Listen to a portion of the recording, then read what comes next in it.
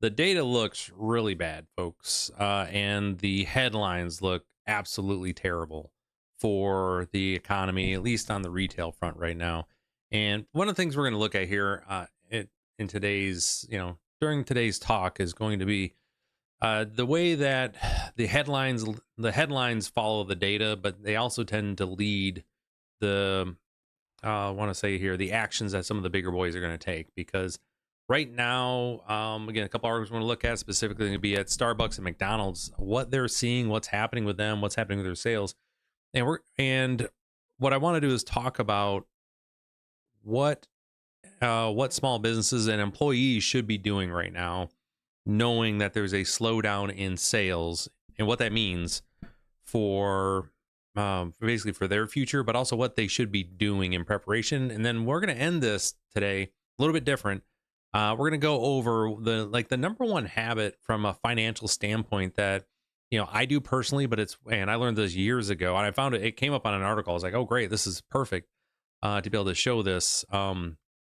But it's also something that I have my clients do and everyone that I mentor or work with. I say, listen, this is the number one thing you can do to improve your finances today and get on top of them. So we're gonna take a look at that towards the end here. So again, for those who don't know, my name is Ryan Howe. I'm a business coach who works out of West Michigan and around the country. And I come here live pretty consistently every single day here on YouTube, sharing information I share with my clients, just like we're gonna look at here. And I hope to earn your subscription today. So let's get into this here. Now, when we start off here, one of the things that I wanted to bring to your attention here is when I'm looking at things. Let me bring this down a little bit so you can kind of see what I'm actually looking at here. I love being able to adjust the stuff in real time. This is live, folks. We do it live here. When I'm looking at data to prepare for my clients, or when I'm checking things, I always look for the opposite first, right? So in this case, where I'm seeing information about sales are falling, I went to Google News here and I look and I type in, I want to see what headlines are out there for rising sales. We're going to do the exact same thing for falling in a second, but let's see what they've got. Right off the bat, so we've got record-breaking sales for something at a rodeo. Again, this is just popping up under home. Next thing is McDonald's sales miss, a sales miss. That's a fall. Cadillac kills gas SUV with rising sales to make room for EVs no one can afford. Okay, that's a different one. Australia's Woolworths to focus on own brand offers as living costs wait. So they're talking about sales, again, not going up. All right, whatever Quadient, 11% increase in software sales to mail clients. That's something.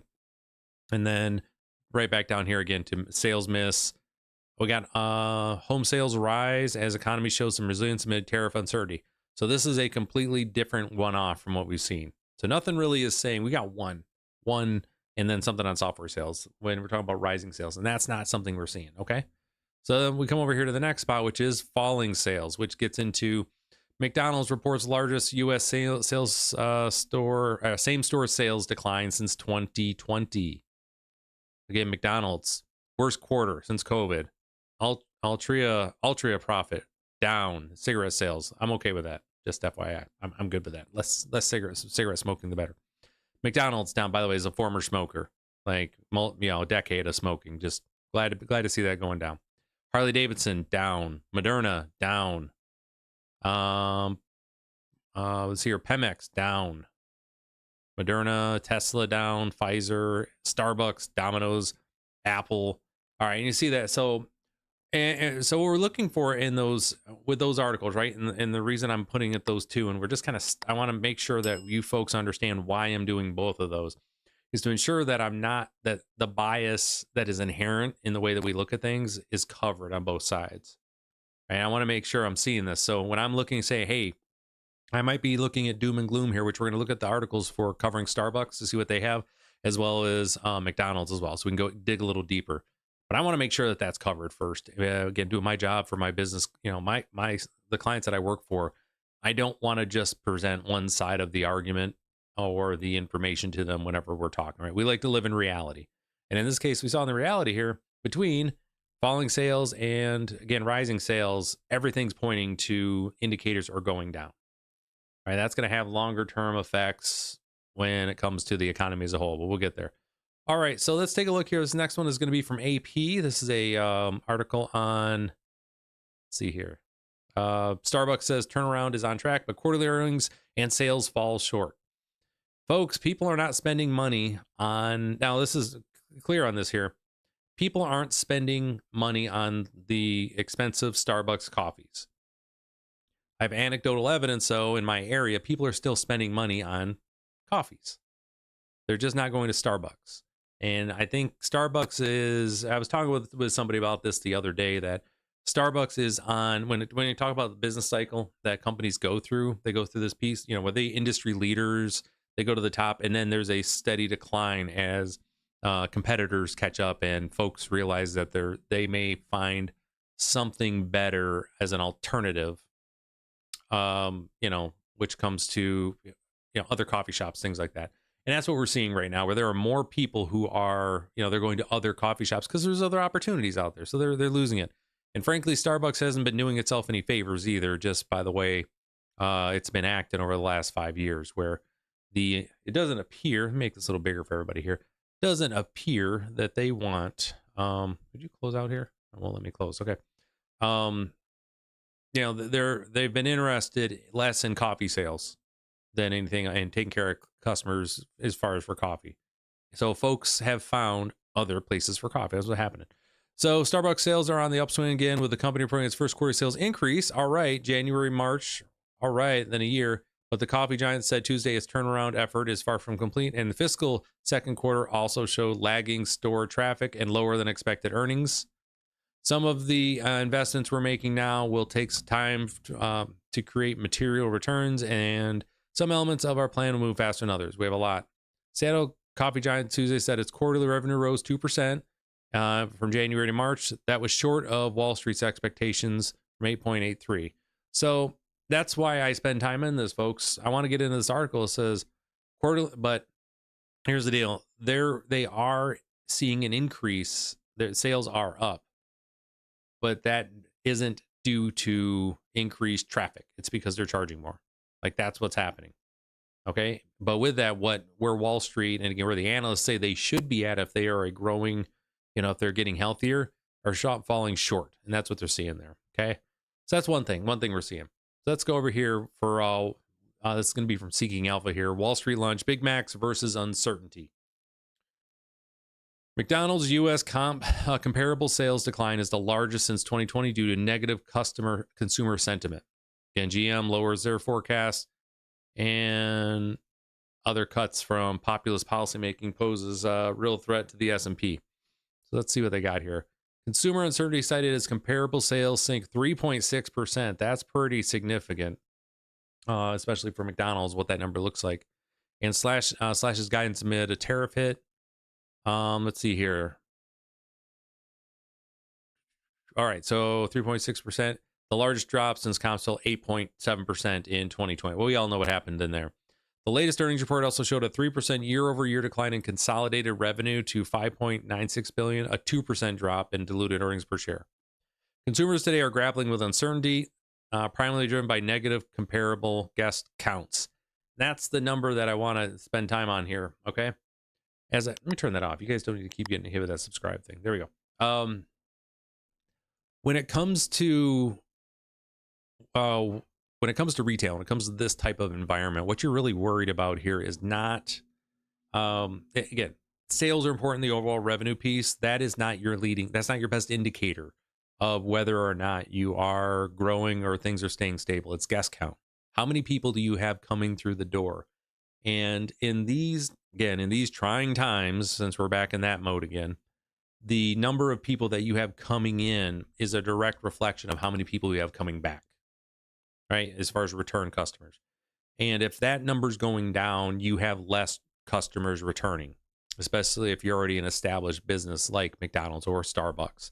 And both of them are seeing declining guest counts. That is the big concern that they both have. Less people coming in means less future revenue, means basically less opportunity for growth, and more likely that they are on the back end of, well, they're on the start of what's going to end up being a terrible, terrible, few quarters here for them, or longer. You don't know how this is going to turn out.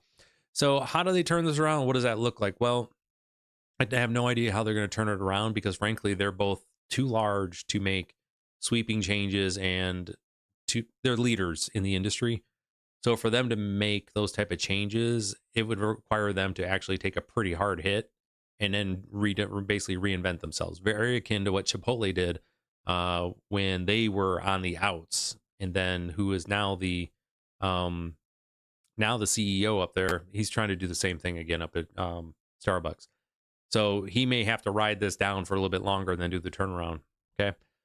But with that, what can small businesses and employees, what should you guys be looking at? And that's the next piece here. What should small businesses do knowing this is a thing? And think about this. You're having declining sales, right? Your sales are coming down, as well as, you're having less sales going on, less people around. What should you be doing as an employer, and what should you be doing as an employee? So let's start with the employees first. Employees, look around. There's job openings all over the place, but not a lot of hiring going on. Right now, employees, this is just be my advice to you. You are worried about the fact that I've got a job and you're seeing layoffs everywhere. Don't stop looking for other jobs. You should constantly be looking for other work. It's a thing.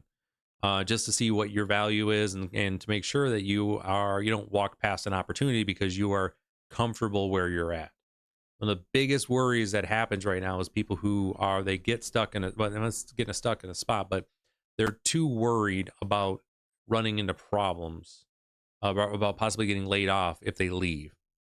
And this is the issue that you're going to have to start thinking about, is like, hey, I want to make sure I know, as an employee, you should know what your value is and what your options are at all times. Okay. So just keep looking for work. Not saying you have to go and leave and take another job, but you should be on the job boards and be well aware of what your value is and what your options look like. Okay. In case things fall sideways. For employers, what you should be doing, and business owners right now, you need to be spending a lot more time thinking about, okay, my core clientele, what do I have? What is it that I offer to them that is unique? And triple down on that. Basically the customer service, the contact points, the touch points, making them feel special. All those things that only you can do as this business owner for your ideal clients. You need to triple down on those at this moment and help them remember why it is that they're with you in the first place. Okay. And why they come to you, why they will spend money on coffee with you, or whatever happens to be, whatever you're doing. So that's where you need to be spending your time. You folks still have money. It's not much, right? We're all getting squeezed, and they're still looking to spend at certain times. Your job is to be the answer to, hey, when you're ready to spend and you're looking something, we're worth it for you to come spend your money with us. Okay. And this is going to be a thing. It's going to be a thing until it isn't. Unfortunately, there's no magic, there's no crystal ball we can put out there that's going to say, hey, today's the day that everything gets better. We can just, we don't know. But just like when I looked at those articles that we saw earlier there, where no matter what I put in, it was the vast majority said things are bad, right? For declining sales, even if I did for rising sales, declining sales won out. We're going to see a shift to where, hey, rising sales are going to be the thing. We just don't know when that'll happen. Okay. All right. The last thing I want to get into here, again, appreciate everybody who's made it this far. Again, I love everybody who subscribes. So hopefully I've earned your subscription. Let's get into this next spot. And this is the number one this is the best habit that you can have as an individual, as a business. So let me get off of that there. As an individual, as a business. And they have it in here. It separates from millionaires to whatever like that. I don't think of it that way, but I do think of it as just a great habit to have. Kind of like me in the winter. My hair gets darker in the winter. Anyways, and it's really 10, and it takes me, and I do this every day. It's about 5 minutes for me. 10 when you add in the business here, my multiple businesses that I have, where I'm looking at the data. Okay. Over the past decade, I've had the chance to speak with dozens of entrepreneurs and self-made millionaires. I've also spent countless hours analyzing habits. And the one thing that he's discovered might surprise you. It's not genius. It's not luck. It's not even having a degree or being, anything. A rich family. This is simple. It's a very simple habit. Self-made millionaires review their finances and goals for 10 minutes every single day. That's it. Nothing flashy. Just 10 minutes of intentional focus on. Again, links to all these articles are in the descriptions. We check that out. So this is what I do every day, and this is what I recommend everyone does. Take a look at how much money came in. right? You want to see where you're, if you have a business you're looking at, but if you're an individual, look at all your accounts every single day. So you want to know if there's money coming in and what money's going out. And whatever that bottom line number is you're shooting for, right? Whereas you want to see, okay, how does it look today? Does it look healthy? Does it look unhealthy? What's happening here? And just to help you make better decisions with your capital. Like that's the idea, folks. It's nothing earth shattering or groundbreaking, but you need to make an effort and I do it every morning. It's how I start my day. I start my day by going into my accounts. My start off with my personal accounts where I look at my, I do all the spending off of basically one credit card and I pay that thing off like 20 times a month. And so I go look, see what the balance is on that. If there's a balance, I make a payment. I go to my checking and savings, just for my personal stuff, and I take a look, see what that looks like, see what's come in, basically what's come in and what's gone out. Then I go to my business side. I take a look at, hey, I get paid, for me when I invoice monthly, so I know as far as coming in, doesn't really happen all that much. But for going out, I just want to see what I've been paying, spending money on and paying stuff. Okay, that's it. I do that, and it takes me about 10 minutes to go between the accounts. But since I've started doing that, the stress level in my life, and this has been 20 years now I've been doing this, the stress level in my life has just gone to basically zero. It really has. You have moments where you're like, oh, that account got low. It's crap. That's right. I had this expenditure. Let me just transfer the money. Right. But it helps me better understand my goals. And this is something I have my clients do. Make sure that they run basically, hey, what checks came in and basically what checks went out. Every single day they get a report from their bookkeeper of here's where money went yesterday. Then we look at it weekly, we look at it monthly, we look at it quarterly, we look at it by half, we look at it by the year. It's a simple thing to do, but it's one of the best things that you can do as an individual and as a business owner. Okay, so with that, again, if you'd like to learn more about how I help businesses grow faster than ever thought possible and help owners build valuable businesses they can sell, go to summitbusinessguides.com and check me out. Hopefully I earned your subscription today. Take care, folks. And